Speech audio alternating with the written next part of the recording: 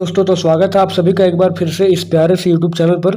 तो हम लोग इस वीडियो में करने वाले हैं सोशल साइंस के कुछ इंपॉर्टेंट वायरल सवाल जो आपका जनवरी में जो एग्जाम है जैक बोर्ड का 2025 का उसके लिए काफ़ी लाभदायक होगा। तो चलिए हम लोग देखते हैं इस वीडियो में कौन कौन सा इंपॉर्टेंट सवाल है जो आपके लिए लाभदायक होगा और चलिए देखते हैं इसको। तो पहला सवाल दोस्तों आज की वीडियो का है कि विश्व का सबसे बड़ा शेयर बाजार कौन सा है। तो विश्व का सबसे बड़ा शेयर बाजार जो है वॉल स्ट्रीट एक्सचेंज जो अमेरिका में था वही था, ठीक है। द्वितीय विश्व युद्ध में धराशायी हो गया था, उसके बाद बहुत से देशों को बहुत दिक्कत हुआ था क्योंकि वॉल स्ट्रीट एक्सचेंज जो है ये शेयर बाजार था और सभी को कर्ज देने का काम करता था। आगे देखते हैं रूस के शासक को क्या कहते हैं। तो रूस के शासक को जो है जार कहते हैं और जार निकोलस द्वितीय के समय में ही क्या हुआ था, खूनी रविवार वगैरह हुआ था। चलिए अब देखते हैं जैकोबिन क्लब का नेता कौन था। तीसरा सवाल है हम लोग का कि जैकोबिन क्लब का नेता कौन था। तो वो दोस्तों मैक्सिमिलियन रोबेस्पियर था जैकोबिन क्लब का नेता। अगला सवाल है प्रथम विश्व युद्ध कब हुआ, ठीक है। देखिए यहाँ पे डेट तो दिया हुआ है लेकिन डेट सारा गलत है दोस्तों, ठीक है। क्योंकि प्रथम विश्व जो हुआ था वो 28 जुलाई को हुआ था। 28 जुलाई से चालू हुआ था 28 जुलाई 1914, ठीक है। 28 जुलाई 1914 से लेकर आप कह सकते हैं 11 नवंबर 1918 तक चला था, 4 साल चला था, 14 से लेकर 18। तो ये आपका डेट है, याद रख सकते हैं आप। अगला है कि रविन्द्रनाथ टैगोर किस वर्ष रूस की यात्रा पर गए थे। तो रविन्द्रनाथ टैगोर जो है वो रूस की यात्रा पर 1930 में जाते हैं और रूस से काफ़ी ज़्यादा प्रभावित हो जाते हैं एकदम। अगला सवाल है भारतीय वन अधिनियम कब बना। भारत का वन अधिनियम कब बना। तो वन अधिनियम 1865 में बना था, जबकि वन सेवा का बात जो करें तो वन सेवा जो था वो आपका स्टार्ट हुआ था 1864 में, वन सेवा, ठीक है। तो छठा का आंसर क्या होगा 1865 वन सेवा, वन अधिनियम 1865 में। जबकि सातवां का आंसर, सातवां क्वेश्चन है कि भारतीय वन सेवा की स्थापना कब हुई। तो 1864 में डायट्री बेंजी को सबसे पहला वन महानिरीक्षक बनाया भी गया था। तो अगला सवाल है कि वाणिज्य अथवा नगदी फसल कौन है। तो ऑप्शन है जूट, कपास, गन्ना और उपरोक्त सभी। तो वाणिज्य फसल जो है इसमें से सभी हो जाएगा, ठीक है। आठवां का हो जाएगा आपका डी नंबर, बिल्कुल करेक्ट आंसर। अगला 9वां नंबर के हिटलर के सेनाओं ने पोलैंड पर आक्रमण कब किया था। और यही तो सबसे गलत था, पोलैंड पर आक्रमण किया गया था, इसके वजह से द्वितीय विश्व इतना बड़ा आक्रमण हुआ था। तो ये सितंबर 1939, यानी कि 9 नंबर का सी आंसर बिल्कुल करेक्ट होगा, 1939 सितंबर में। अगला सवाल है सिद्धू कान्हू किस विद्रोह के नेता थे। तो दोस्तों संथाल विद्रोह के नेता थे, झारखंड, ठीक है। अगला सवाल है दक्कन ट्रैप के नाम से जाना जाता है किसको। दक्कन ट्रैप के नाम से भारतीय द्वीप ये प्रायद्वीपीय पठार को, ठीक है। दक्कन ट्रैप के नाम से जानते हैं भारतीय प्रायद्वीपीय पठार को, ठीक है, जो मेज की आकृति का। अगला सवाल है कि भारत का सबसे पूर्वी देशांतर कौन सा है। तो भारत का सबसे पूर्वी देशांतर यानी कि इधर का, ठीक है, भारत का सबसे पूर्वी देशांतर जो है वो 97 डिग्री 25 मिनट है पूर्वी देशांतर से। देख लीजिए आप पूरा भारत का अगर आप मैप बनाते हैं, ठीक है, पूरा भारत का अगर आप ऐसे ले रहे हैं तो ये आपका गुजरात वाला एरिया है, ये आपका अरुणाचल। गुजरात में आप 68 डिग्री 7 मिनट आपका होगा देशांतर, और इधर हो जाएगा 97 डिग्री 25 मिनट, ठीक है, ये हो जाएगा। बाकी अगर अक्षांश का बात किया जाए तो अक्षांश आपका 8 डिग्री 4 से 33 डिग्री 6 मिनट के आसपास हो जाएगा। अगला क्वेश्चन है कि अलकनंदा और भागीरथी कहाँ पर एक दूसरे से मिलकर गंगा नदी का निर्माण करता है। तो अलकनंदा और भागीरथी जो है देवप्रयाग में मिलता है और वहाँ पर आपका गंगा नदी का निर्माण कर देता है। अगला सवाल है कि कर्क रेखा किस राज्य से नहीं गुजरती। देखिए राजस्थान से गुजरती है, छत्तीसगढ़ से गुजरती है, त्रिपुरा गुजरती है, उड़ीसा से नहीं गुजरती है, ठीक है। और कर्क रेखा जो दोस्तों भारत को बीचों बीच भाग से बांटती है और 23.5 डिग्री उत्तरी अक्षांश की जो रेखा होती है, काल्पनिक रेखा, उसको कर्क रेखा कहते हैं। और दोस्तों ये भारत में 8 राज्यों से गुजरती है।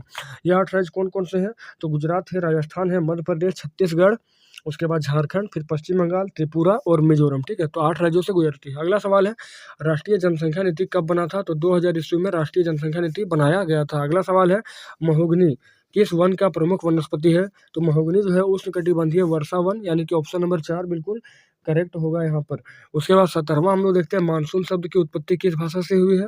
तो मानसून शब्द की उत्पत्ति अरबी भाषा के मौसम शब्द से हुई है, जिसका अर्थ होता है कि ऋतु के अनुसार हवा की दिशा में परिवर्तन। अब अगला सवाल देखें काल बैसाखी का संबंध किस राज्य से है। तो काल बैसाखी का संबंध जो है वहाँ के स्थानीय नाम की वजह से और पश्चिम बंगाल में, ठीक है, क्योंकि जब ये मानसून आता है तो शुरुआती क्षणों में बंगाल में बहुत ही तबाही मचाता है, इसलिए इसको काल बैसाखी का नाम दिया गया है। अगला सवाल है इंदिरा बिंदु किस वर्ष सुनामी में जलमग्न हुआ था। तो सुनामी आया था 2004 ईस्वी में दोस्तों, और यही 2004 में इंदिरा बिंदु जो है ये जलमग्न हुआ था। इसको बाद में कहते हैं इंदिरा पॉइंट भी कहते हैं, पिग्मेलियन पॉइंट और पार्सन पॉइंट भी इसका नाम है। अब अगला सवाल है कि भारत में सन 2001 की जनगणना के अनुसार लिंगानुपात क्या है? तो भारत में 2001 की जनगणना के अनुसार अगर लिंग अनुपात देखा जाए तो 933 है, यानी 20 का ऑप्शन नंबर डी बिल्कुल करेक्ट आंसर होगा। अगला सवाल है कि भारत में संविधान सभा की पहली बैठक कब हुई थी? तो भारत में संविधान सभा की पहली बैठक दिसंबर 1946 में संपन्न हुई थी।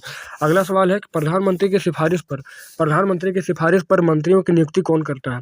तो प्रधानमंत्री सिफारिश करता है, ठीक है, और सारा मंत्रियों का नियुक्ति कौन करता है दोस्तों? राष्ट्रपति करता है।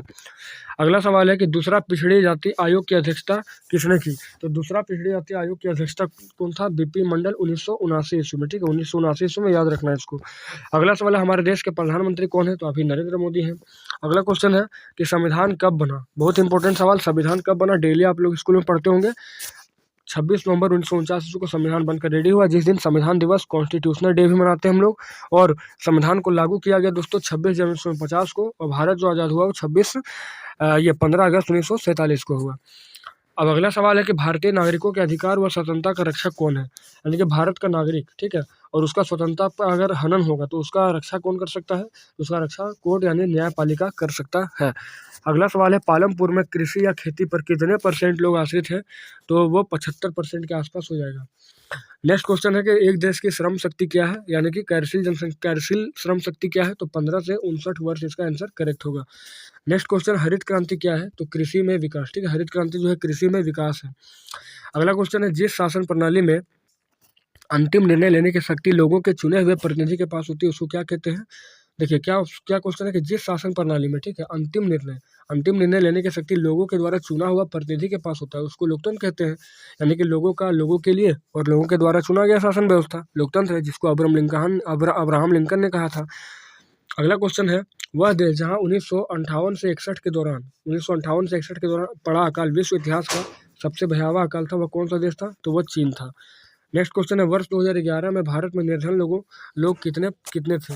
ठीक है, तो 32 नंबर क्वेश्चन है कि वर्ष 2011 में भारत में निर्धन के कितने % थे? तो वो 27 करोड़ हो जाएगा करेक्ट आंसर। अगला सवाल है हरित क्रांति की शुरुआत कब हुई? तो 1960 के दशक में पंजाब में, ठीक है, MS स्वामीनाथन के द्वारा ये किया गया था। अगला सवाल है रायगंज पालमपुर से कितनी दूरी पर है? तो 3 किलोमीटर है रायगंज जो है पालमपुर से, और निकटतम बाजार भी था। अगला सवाल है जिन देशों ने शिक्षा और स्वास्थ्य, ठीक है, शिक्षा और स्वास्थ्य के क्षेत्र में निवेश किया यानी अपना पैसा लगाया, तो वैसे देश क्या बने? तो वैसे देश विकसित बन गए, ठीक है, यानी जो देश शिक्षा और स्वास्थ्य पर काम किया है वो विकसित बना है। अगला सवाल 36 नंबर है कि भारत में स्वीकृत आवश्यकता नगरीय क्षेत्रों में कितनी है? स्वीकृत आवश्यकता नगरीय क्षेत्रों में, तो नगरीय क्षेत्रों का अगर बात करें तो 2100 कैलोरी है, और शहरी ये नगरीय क्षेत्रों का, और अगर ग्रामीण क्षेत्रों का बात करें तो 2400 कैलोरी इसका करेक्ट आंसर होगा। अगला सवाल है भारत में सूचना प्रौद्योगिकी में क्रांति, ठीक है, सूचना प्रौद्योगिकी में क्रांति किसके महत्व को रेखांकित करता है? तो दोस्तों वो प्रशिक्षण हो जाएगा, ठीक है, यानी ठीक है आप कह सकते हैं ट्रेनिंग हो जाएगा। अगला सवाल है पालमपुर में विभिन्न जातियों के कितने परिवार रहते हैं? तो पालमपुर में विभिन्न जातियों के 450 परिवार यहाँ पर रहते हैं। अगला सवाल है गिरफ्तार किए गए या हिरासत में लिए गए किसी व्यक्ति को कितनी अवधि के अंदर निकट के अंदर मजिस्ट्रेट के सामने प्रस्तुत करना होता है? तो दोस्तों वो 24 घंटे के अंदर जो है वो करना होता है। अगला सवाल है और अंतिम सवाल इस वीडियो का कि सरकार का प्रमुख कौन होता है? तो सरकार का प्रमुख जो है प्रधानमंत्री PM, ठीक है, नरेंद्र मोदी। चलिए, तो इस तरह से हम लोग देखें 40 मोस्ट इंपॉर्टेंट सवाल जो आपके बोर्ड एग्जाम के लिए बहुत ही लाभदायक होगा। सारे दोस्तों जो प्रीवियस ईयर के मॉडल पेपर है उसका सवाल है जो आपके एग्जाम में आने की बहुत ज़्यादा संभावना है, क्योंकि क्लास 9th और 8th में, ठीक है, 9th में तो खैर स्पेशली बहुत ज़्यादा क्वेश्चन जो आपका रिपीट हो जाता है, इसलिए वीडियो बहुत ही लाभदायक होगा। तो चलिए आपसे मिलते हैं नेक्स्ट वीडियो।